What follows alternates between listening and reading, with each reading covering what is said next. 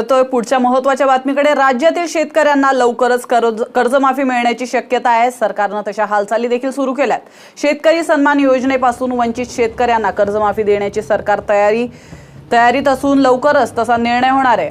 त्यासाठी थकबाकीदार शेतकरी आणि थकबाकीची माहिती जिल्ह्यातून मागवण्यात आल्याचं समजतंय। आता जो शेतकरी कर्जात बुडालाय, थकीत आहे, पुन्हा कर्ज प्राप्त करू शकत नाहीये, कर्ज भरू शकत नाहीये,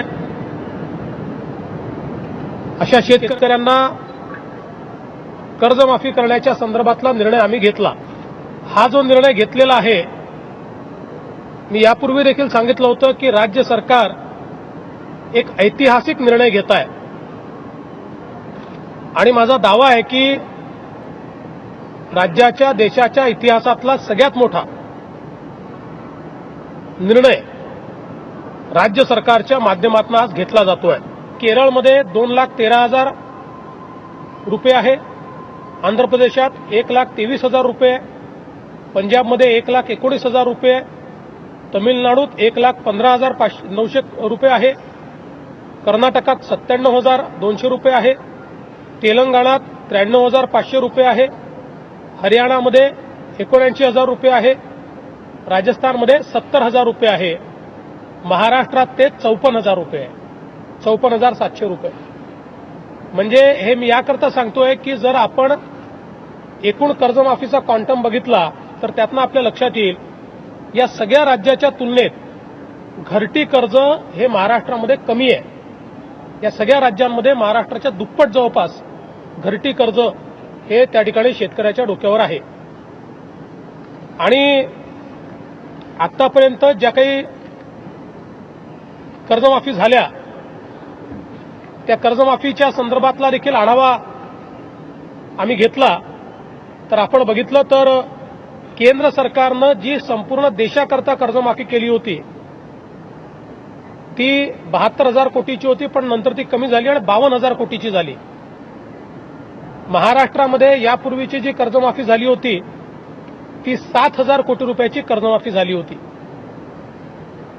तेलंगणाने 15,000 कोटीची कर्जमाफी केली आहे, आंध्रने जवळपास 20,000 कोटीची केली आहे, पंजाबने 10,000 कोटी रुपयाची केली आहे, कर्नाटकने 8,000 कोटी रुपयाची केलेली आहे। या सगळ्याच्या पार्श्वभूमीवर महाराष्ट्र सरकारने घेतलेला निर्णय हा अभूतपूर्व अशा प्रकारचा निर्णय आहे। जवळजवळ 34,000 कोटी रुपयाची कर्जमाफी राज्य सरकारच्या वतीनं आज कॅबिनेटने त्याला मान्यता दिली आहे। याच्यामध्ये 1.5 लाखापर्यंतचं कर्ज सरसकट आम्ही माफ करतो आणि 1.5 लाखापर्यंतचं कर्ज सरसकट माफ केल्यामुळे जे थकीत शेतकरी आहेत त्यातले 90% शेतकऱ्यांचा सातबारा पूर्ण कोरा होणार आहे। 90%। एकूण राज्यातल्या 89 लाख शेतकऱ्यांना 34,000 कोटी रुपयाची मदत या माध्यमातून होते। अतिशय अभूतपूर्व अशा प्रकारचा निर्णय आहे। मला याची कल्पना आहे की या निर्णयाचा मोठा बोजा हा राज्य सरकारवर पडणार आहे। प्रसंगी आम्हाला काही कामं कमी करावी लागतील, पण अडचणीतल्या शेतकऱ्याला मदत करायचा निर्णय घेतल्यामुळे त्या निर्णयाच्या पाठीशी मंत्रिमंडळ अतिशय ठामपणे उभं आहे। याच्यामध्ये 1.5 लाखापर्यंतचं कर्ज सरसकट आम्ही माफ करतो आणि 1.5 लाखापर्यंतचं कर्ज सरसकट माफ केल्यामुळे जे थकीत शेतकरी आहेत त्यातले 90% शेतकऱ्यांचा सातबारा पूर्ण कोरा होणार आहे। 90%। उरलेले जे 6 लाख शेतकरी आहेत त्यांच्याकरता आम्ही ओटीएसची योजना आणतो ज्याच्यामध्ये 1.5 लाखाचं कॉन्ट्रीब्युशन राज्य सरकार देईल आणि त्यांना ओटीएस करून घेता येईल। त्यामुळे हे सगळे शेतकरी याच्यामध्ये आम्ही कव्हर केलेले आहेत।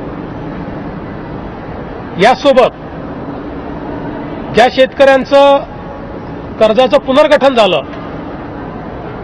ते एकतर थकीत झाले असतील तर पीक कर्जाच्या सवलतीत जातील.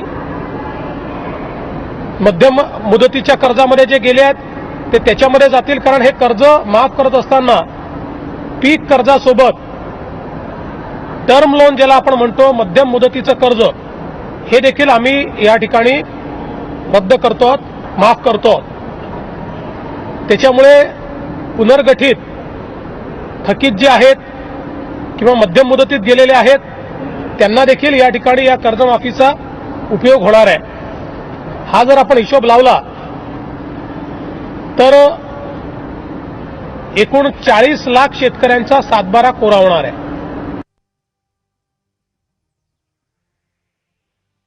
जे शेतकरी नियमित कर्ज भरतायत त्या शेतकऱ्यांचा देखील हा सवाल असणार आहे की आम्ही नियमित कर्ज भरलं, हे आमचं चुकलं का, आम्हाला प्रोत्साहन काही मिळणार आहे की नाही, आणि म्हणून तोही निर्णय आम्ही घेतला आहे. आणि नियमित कर्ज भरणाऱ्या शेतकऱ्यांना 25% पण 25,000 कमाल मर्यादा इतकं आम्ही प्रोत्साहनपर अनुदान हे जमा करणार आहोत. आणि आता जे शेतकरी 30 जूनपर्यंत कर्ज भरतील त्यांनी तर ते तेवढं कर्ज कमी भरलं तरी देखील त्यांना ते अनुदान थेट त्यांच्या खात्यामध्ये तात्काळ हे आम्ही देण्याची व्यवस्था करू किंवा बँकांची आम्ही त्या संदर्भात टायअप करून तेवढे पैशाची हमी राज्य सरकार घेईल.